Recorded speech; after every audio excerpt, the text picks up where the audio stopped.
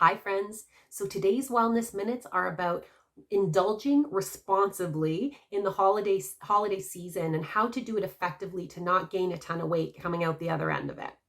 So we can safely assume that the holiday season is going to bring so many more treats into our lives. So whether we're working from home and we have access to these treats that are now in our house, or if we are in an office environment or a work environment, even like a work environment like a factory with a lunchroom where these treats are going to show up, we need to plan ahead to be kind of smart about things. Likewise, with our social gatherings, we want to think ahead to how this evening's going to go or how the party's going to go so that we can prepare. So a few helpful hints.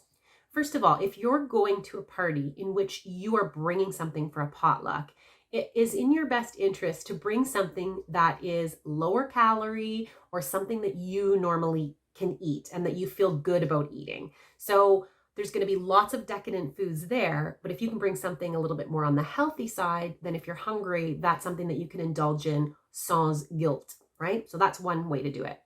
Another thing is you want to eat before you go to these parties, because most people don't eat because they think if I eat ahead of time, then I'm going to be eating like 2 meals. But the research shows that's not really true. Now, of course, you don't want to eat a full 3-course meal, but what you do want is to have something to put a bit of a base in so that you don't go to this party starving, because it's just like grocery shopping. When you're hungry, you make all the wrong decisions, right? So something like even a protein shake or a protein bar, if you didn't want to have a full meal, would be very helpful, okay? Then you can consider kind of how you're eating through your day. So you can bet your bottom dollar that the majority of these foods at the potluck or at the party, be it hors d'oeuvre type foods, are going to be very heavy laden with carbs and fat. So the one thing that's going to be scarce at these parties is protein. So if you want to look at your eating for the overall day, you can take into consideration that that's going to happen in the evening. And then throughout your day, you can focus more on protein so that you kind of eat the spectrum of macros through the day. And that's going to be a good way to kind of level out what you're eating.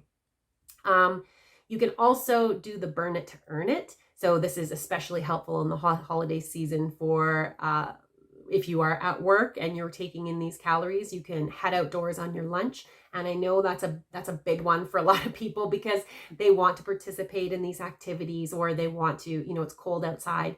But if you can put on your running shoes and go for a walk and burn some calories so that you can kind of make up a little bit of the difference for some of these treats you're going to indulge in, then that would be good.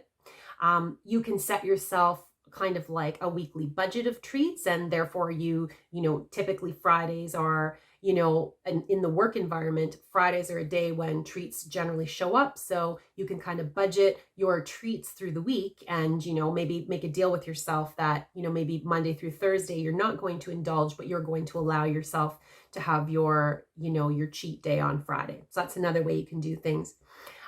Another tip for parties is, take the small dessert plate as opposed to the big plate, because we are creatures of habit and we generally fill the space. So if you have a big plate, you'll generally fill the space.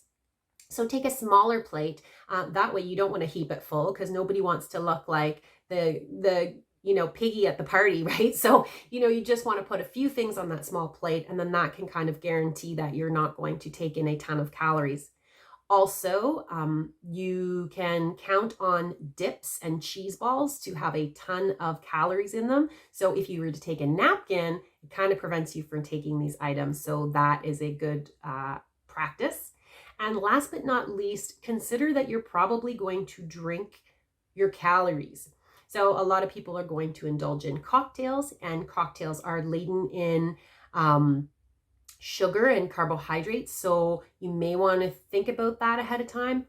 Do I want to drink all my calories, or do I want to save some and eat some of my calories? Because that would be, a better, maybe a more enjoyable mix. And that's a decision only you can make. But hopefully those tips are helpful through the holiday season, because we don't want you to go into your New Year's resolution of losing weight weighing 10 more pounds than you went into it with.